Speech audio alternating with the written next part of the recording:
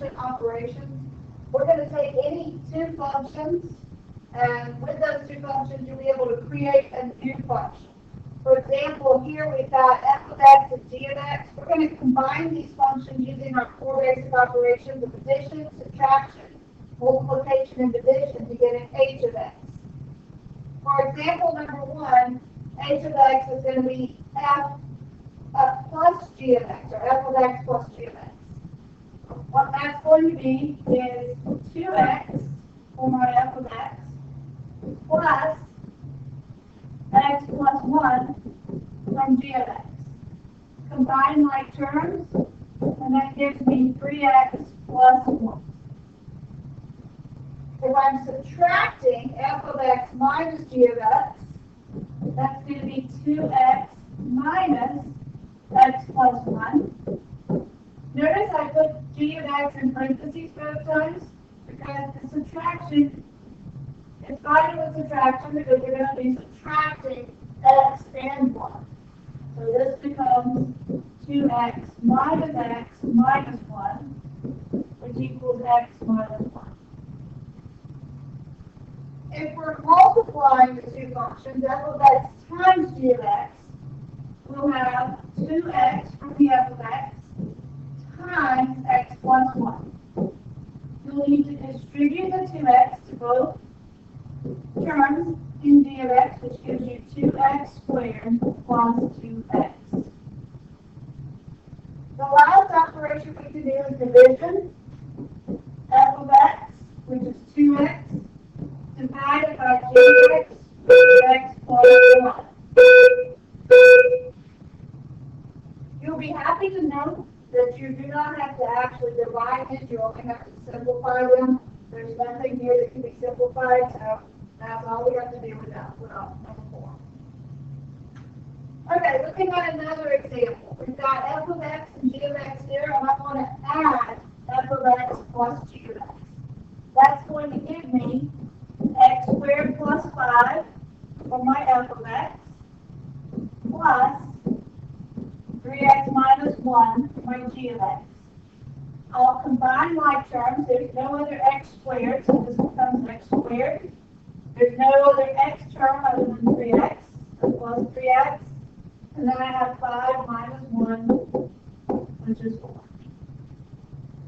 If I'm subtracting, I have x squared plus 5 minus, so parentheses, 3x minus 1. That subtraction needs to go to both terms. So this becomes x squared minus 3x. And then 5 minus a negative 1, which becomes 5 plus 1, which is 6.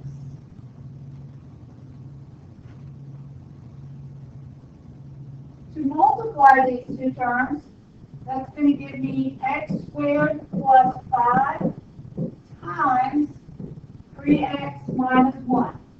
Now I have a binomial times a binomial. So that's where we come into the distribution or FOIL, whichever you're comfortable with, or the box method if you want, where we're multiplying first, which gives me 3x cubed, outside, which gives me minus x squared, inside, which gives me plus 15x, and last, which gives me negative 5.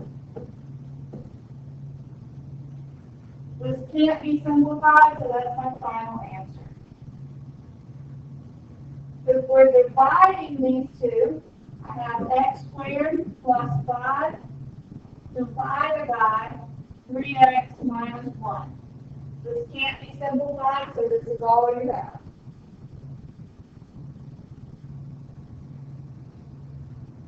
Another example, f of x plus g of x when f of x is 2x cubed plus x to the negative 1.